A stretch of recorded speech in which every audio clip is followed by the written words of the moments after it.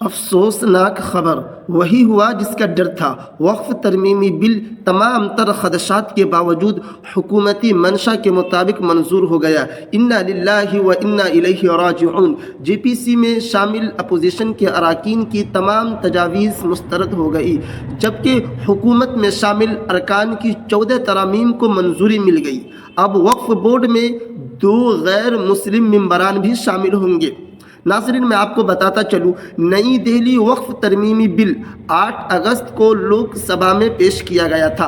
Opposition کی مخالفت کے بعد مرکزی حکومت نے B J P M P جگدمبیکا پال کی قیادت میں مشترکہ پارلیمانی کمیٹی جے پی سی تشکیل دی، جس نے ملک بھر میں دورے کیے، میٹنگ کا انعقاد کیا اور عوامی تجاویز طلب کیے، لیکن اپوزیشن کی تمام تجاویز کو مسترد کرتے ہوئے کمیٹی کے چیئرمین جگدمبیکا پال نے پیر کے روز بالآخر بل میں مجوزہ ان تمام ترامیم کو منظوری دے دی، جس کو لے کر مسلمانوں میں زبردست تشویش پائی جا رہی ہے۔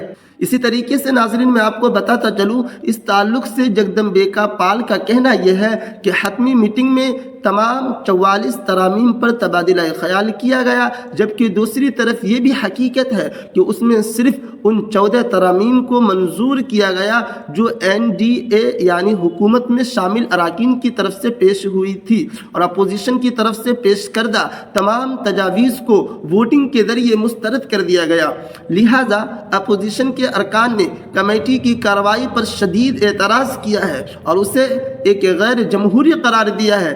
ٹی ایم سی کے ایم پی کلیان بنرجی نے کہا کہ کمیٹی کی میٹنگیں ایک مذاق بن گئی ہے اور اپوزیشن کی تجاویز کو مکمل طور پر نظر انداز کر دیا گیا۔ انہوں نے الزام لگایا کہ جی پی سی کے چیئرمین آمرانہ طرز عمل اپنایا۔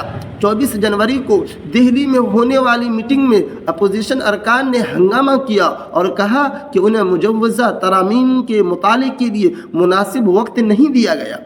کمیٹی کی میٹنگ کے دوران 10 اپوزیشن ارکان بشمول بنرجی اور اویسی کو ایک دن کے لیے معطل کر دیا گیا۔ جموں کشمیر کے حریت رہنما میر وائز عمر فاروق نے کہا کہ ترامیم میں کلکٹر کو یہ اختیار دیا گیا ہے کہ وہ وقف املاک کو سرکاری جائیداد ظاہر کرے اور اس کی رجسٹریشن میں تبدیلی کرے، جو مکمل طور پر مسلم کمیونٹی کے خلاف ہے۔ اس سلسلے میں اپوزیشن جماعتیں جلد ہی مشترکہ میٹنگ کا انعقاد کرے گی، جس میں اس بل کے خلاف مستقبل کی حکمت عملی طے کی جائے گی۔ بہرحال ناظرین، یہ واقعہ بہت ہی افسوسناک ہے اور مسلمانوں کے لیے لمحہ فکریہ بھی ہے۔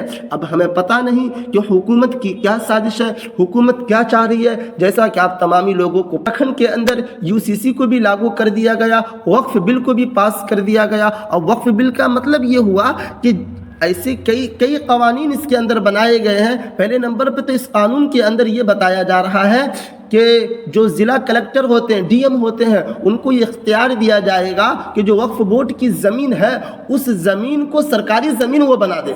بتائیے، ہمارے آبا و اجداد نے ہماری مسجد، ہماری عبادت گاہ کے لیے اپنے خون پسینے کی کمائی کو اللہ کے راستے میں وقف کیا اور وہ اسے سرکاری بنا دیں گے؟ یہ کہاں کا انصاف ہے؟ اور اسی طریقے سے اس قانون کے اندر 2 غیر مسلم ممبران بھی اب شامل ہو سکتے ہیں۔